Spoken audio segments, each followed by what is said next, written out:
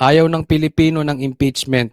Mayorya ng mga Pilipino ang tutol sa paghahain ng Kamara ng impeachment case laban kay Vice President Sara Duterte sa Senado.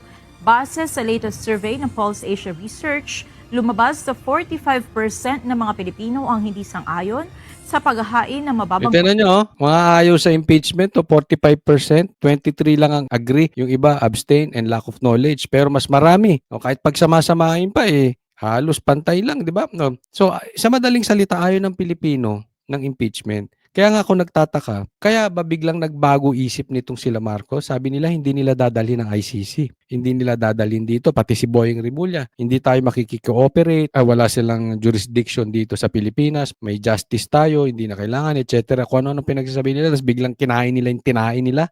Isa ba to sa dahilan? Dahil nakikita nyo ayaw ng tao sa impeachment at hindi kayo mananalo? Hindi pa pabor ang taong bayan sa impeachment?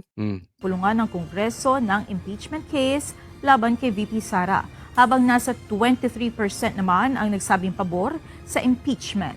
Samantala, 23% naman ang hindi makapagsabi kung sila ay sang-ayon o hindi, habang ang natitirang 7% ay nagsabing wala silang sapat na kaalaman para magbigay ng opinyon. Karamihan sa mga hindi sang-ayon ay mula sa Visayas at Mindanao. Isinagawa ang survey mula February 20 hanggang 26, 2025. Ito napakaliwanag, no?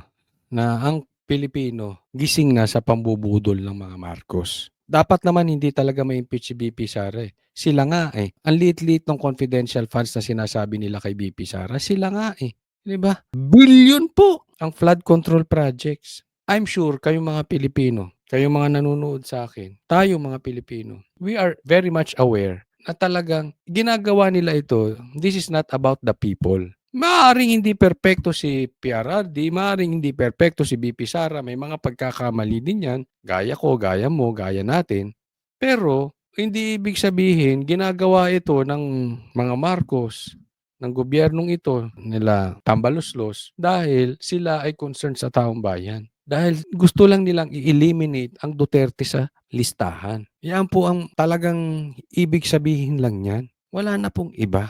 Kitang-kita, maganda nito, alam ng taong bayan. Hindi nyo maloloko ang taong bayan kasi ang ganda nung sinabi, meron ako nakausap na isang congressman na hindi pumirma. Anong malulutas? Hindi pumirma sa impeachment. Anong malulutas kung ma-impeach si BP Sara? Kayo lang ang makikinabang dyan eh. Ang taong bayan hindi makikinabang dyan. Yung taong gutom-gutom pa rin. Yung taong walang trabaho, wala pa rin trabaho. Yung madugong kalsada, madugo pa rin. Yung kalatang droga, kalat pa rin ang droga. Wala tayong infrastructure, wala mga bridges, wala pa rin tayo. Ano ang masusolusyonan? Ano ang maitutulong nitong impeachment kay Sara? Wala.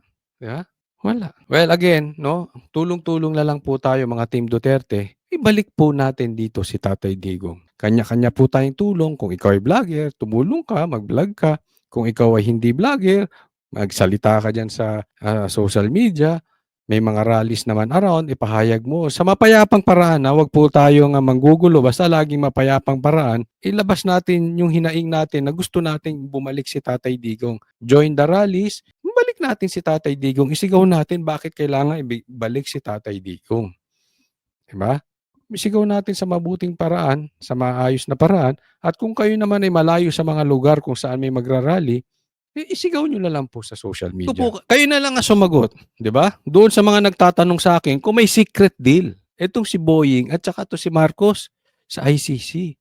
May natanggap ba sila? O talagang sadyang takot lang sila kay Sara? Pero hindi po normal sa isang tao na magsasalita ka on live TV. Pwede siguro kung one-on-one lang. Pero on live TV tapos bigla mong babaguhin. Pag inisip mo, presidente yun. So tatak yun. Alam mo yun. SOJ ka, Secretary of Justice. So, alam mo, yung sasabihin mong yan patungkol sa ICC, tatata. Tapos biglang binago. So, ibig sabihin, masyadong malaki yung kapalit para lokohin nila yung Pilipino.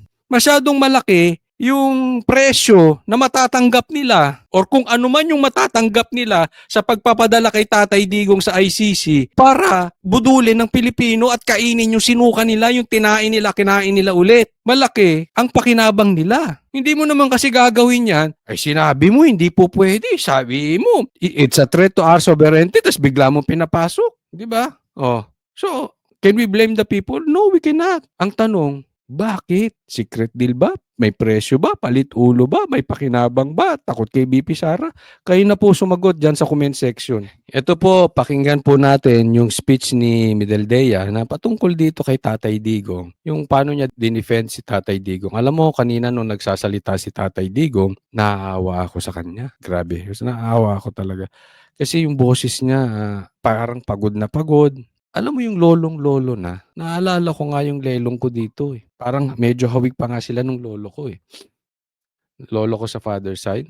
Oo, meron silang hawig ni PRRD. Tapos ganyan na yung boses, nakakaawa. Nung naririnig ko nagsasalita si PRRD, nakakaawa po. Ganyan po, kalupit ang gobyerno natin dahil sa pangarap. Yung nagpalibing sa tatay nila, yung nagpabalik sa kanya sa posisyon, binababoy nila.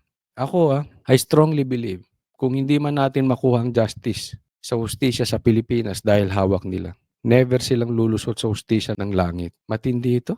Matindi ito. Ginawan ka na ng mabuti. Alam mo, pinalibing nga yung tatay nyo para magkaroon tayo ng unity. Tapos ganitong ginagawa. Mga traidor, walang utang na loob. Ago, the whole world has witnessed the degrading fashion in which a former president of a sovereign country was bundled into a private aircraft and summarily transported to The Hague. To us lawyers, this would be called an extrajudicial rendition. To the less Totoo yan, extrajudicial rendition yan. Alam nyo, ito sa akin naman ay kidnapping. No? Yan po yung sinasabi ni Pastor Kibuloy. Yan ang kinakatakot niya. Kasi wala namang problemang haharapin niya yung kaso niya dito sa Pilipinas. Pero napatunayan natin hindi nag-i-imagine si Pastor Kibuloy. Talagang may plano silang dalhin sa ibang bansa. Ganyan po ang style ng gobyerno natin ngayon. Nakakatakot na po kasi yung panahon ngayon, pwedeng palpak ang warrant of arrest, hindi ka na makapagpaliwanag sa korte natin, basta ka na lang dadaling kung saan. Bigla kang ikukulong, bigla kang dadalhin sa ibang bansa. Pag ikaw napag-initan ni Marcos, ni Boying, ni Torre, tapos ka na. Saka ka na lang magpaliwanag, ganyan lang naman sinasabi nila. I-demanda nyo na lang ako, basta ikaw huhulihin ka namin. Nakakatakot po yun. Ganyan na po ang kalakaran natin. This is not the first time. Ginawa yan sa KOJC. Wala ang pangalan ni Pastor Kibuloy sa warrant of arrest. Wala silang search warrant. Pero anong sinabi ni Torre? Papasok kami sa kayo sa gusto nyo. Sa madaling salita, masasaktan kayo, huwag kayong haharang-harang. Kahit mali ang aming warrant, magdemanda na lang kayo, basta gagawin namin yung gusto namin. Ganyan din ang ginawa kay Tatay Digong. Walang judge dito, walang magdi-decide. Basta sumakay ka dyan sa aeroplano, dadalhin namin kayo kung saan, doon na kayo magpaliwanag. Ganyan na po ang gobyerno ng Pilipinas. Gobyerno ni Torre. Pag sinabi niya sa inyo, papasok ako sa bahay ninyo. Wala, asan na search warrant? Basta papasok ako, demanda nyo na lang ako. Kakatakot yun. Bigla kang huhulihin. Asan ang warrant mo? Hindi, peke yung warrant. Hindi, hindi ito ang panahon. Yan ang sinabi ni Torre kay Torre na I was in front of them. Hindi ito ang panahon para tayo magdiskusyon. Magdemanda na lang kayo, magreklamo na lang kayo. Di ba? Huhulihin ka na lang basta tapos sasabihin hindi itong panahon para magreklamo. Ganyan po ang ginawa kay Tatay Digong. Yan po ang nirereklamo dito. Illegal po yung arrest. legally inclined, it was a pure and simple kidnapping. My client was denied all access to the legal recourse in the country of his citizenship. Yun, napaka-importante yun. Dapat may legal recourse to the country of his citizenship at saka saan siya nahuli. Dapat dumaan to sa korte ng Pilipinas. Hindi lang po ito patungkol sa korte ng ICC. Tapos sinabi ni PRRD na papasukin niyo yung anak ko kasi abogado ko yan. Tatandaan po natin, ang isang tao may karapatan sa abogado. Hindi ikaw, Torre, ang mamimili. Kasi sinasabi ni Torre, may abogado ka dyan. Hindi. Tayo po ay may karapatang mamili ng Bakit kayo magbibigay sa amin ng abogado kung kaya namin? Buti ko hindi namin kaya magkaroon ng abogado. Halimbawa, akusado hindi kaya magkaroon ng abogado, sige, okay lang, bigyan nyo ng libre. Kayo mamili. Pero kung kaya niya magkaroon ng abogado, ba't kayo namimili? Torre, diktador ka? Ayaw niyong papasukin dahil may abogado naman, magugulo lang? Hindi. Bawat Pilipino may karapatan sa abogado. Hindi kayo pipili. And this, all in the nature of political score settling. Ito, maganda itong diniin niya dito. Political to. ito napaka-importante na ipalabas natin. Kasi ang ICC, ako talaga, I'm not in favor of ICC. Kasi nagagamit kayo for political. Dapat madiin ito. Masisira ang credibility ng ICC dito if the Duterte team can prove that it's political. And we Filipinos, we know that this is political. Kung mahinang klase ba si Sara, papansinin siya? Kung mahinang klase ba Duterte, pagtutuunan ba ng pansin yan? This is political. Two troubled entities struck an unlikely alliance. An incumbent president who wished to neutralize and choke the legacy of my client and his daughter on the other hand. Tama yun. Ganda nung sinabi niya na gustong sakalin, gustong pigilan yung legacy ni Tatay Digong at saka ni BP Sara. Alam naman natin. We all know. Whatever happens kay Tatay Digong, I really hope mapawalang sala siya dito kasi wala naman siyang kasalanan, mapauwi siya sa lalong madaling panahon. But if not, mamatay na siya dyan, patayin siya dyan, I really don't know what will happen. But yung legacy niya, I still believe meron at merong tatayong ala Tatay Digong in the near future na talagang susugpuin ng seryoso ang droga sa Pilipinas. Tunay na susugpuin ng mga komunista at NPA sa Pilipinas. Tatak na po yan. Hindi na po maalis yung legacy na iniwan ni Tatay Digong sa atin kahit ano pa ang gawin ni Marcos. A troubled legal institution subject to delegitimization and desperate for a price cuts and a legal show today on the other hand. With this in mind, it is not surprising that my client was abducted from his country. Ang sakit, no? Kinidnap, dinukot. Yun ang sabi, abducted in his own country. Tapos binigay sa dayuhan. Sabi nga para kang mas malala pa sa malansang isda. Grabe yung ginawa nila. Kung sino man ang utak nito sa Pilipinas, mahiya kayo sa sarili ninyo. Pinagpalit ninyo ang kapatid nyo. ICC private jets do not drop out of the thin air. That jet which received my client was coordinated in advance. Ibig sabihin, hindi naman basta nalaglag lang yung jet plane na yan dyan. Ibig sabihin, kino-ordinate in advance. So, obviously, may connivance na ang ICC at saka si Marcos. Which yung kaninang pinakita ko sa inyo na talagang fake news ito si Marcos. Number 1, fake news ito si Marcos. At number 1, budol. It's obvious. Sabi niya hindi siya makikipag-coordinate. Yun yung point ni Ano yun? Nalaglag lang yung eroplano sa Villamor. Eksakto, may sasakyan si Tatay Digong. Well planned po ang nangyari. Lahat po. Even yung babagsakan ni Tatay Digong kung sasakay siya sa Hong Kong. Dahil remember, magkakasama kami nito sa Hong Kong. We were in the same room. Ang saya-saya pa namin, ang saya-saya ng mga taga-Hong Kong doon. Ang daming nagpa-picture sa kanya.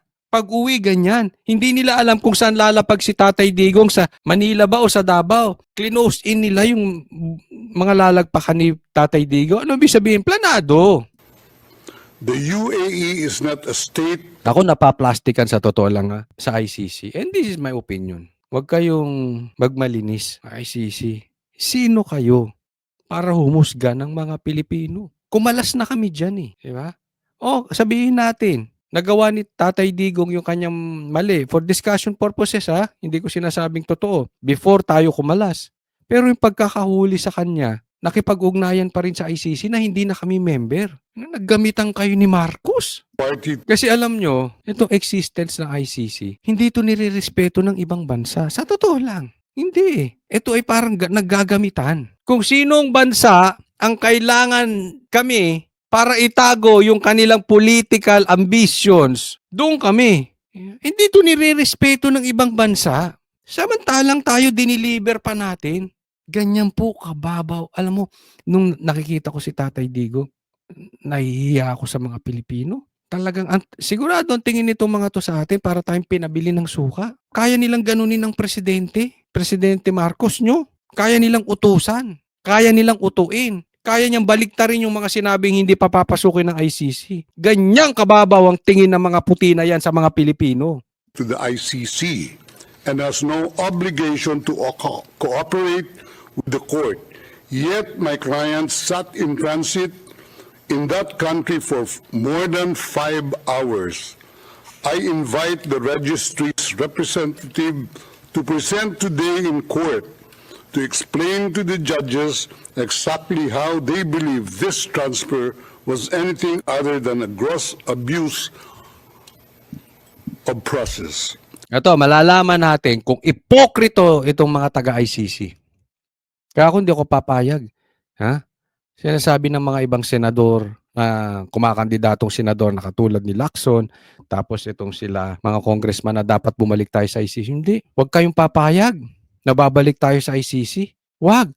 Hanggat hindi sila marunong rumespeto sa korte natin. Bakit? Iilang tao lang ang magdi-decide. Isa, dalawa, tatlo, apat lang. Pag may sinabi na, oh sige, bigyan nyo kami red notice, dadali namin dyan. Special delivery, naka-jet plane pa. Paano yung mga kalabang politika? Tapos na. Katulad ni nireklamo ni De Lima, si Cayetano. O paano ko sabihin, sige, isuhan nyo ng red notice at warrant of arrest, di-deliver namin si Cayetano dyan. Tandaan nyo, binastos ni Cayetano si BBM. Nilaspag niya yan sa debate. Ano ko sabihin? Sige, gantihan natin yan si Cayetano. Binaboy ako niyan sa debate. Sige, De Lima, ireklamo sa ICC. Pag yung ICC sabihin nyo mag-release ng warrant, hindi na dadaan sa korte natin. Ako hindi papayag. Huwag kayong papayag na bumalik tayo sa ICC until such time may respeto na ang gobyerno natin sa korte. Given the precipitous arrival of my client, an elderly man with debilitating medical issues, hard of hearing, and 2 days. So, alam mo, ito yung nakakalungkot, no? So, kapit lang mga Pilipino at matatapos din to. Ako naniniwala nang dahil sa ginagawa nila, kinakabahan na yung mga senators ni Marcos. Sila mismo napapaamin na eh. Diba? Napapaamin na sila na apektado sila dahil malakas pa rin na suporta. Actually, mas lalong lumalakas sa suporta ng mga Duterte. Yun nga lang, baka mamaya may masamang mangyari kay Tatay Digong. Mananagot kayo sa taong bayan na nagmamahal kay Tatay Digong pag may nangyari sa kanya.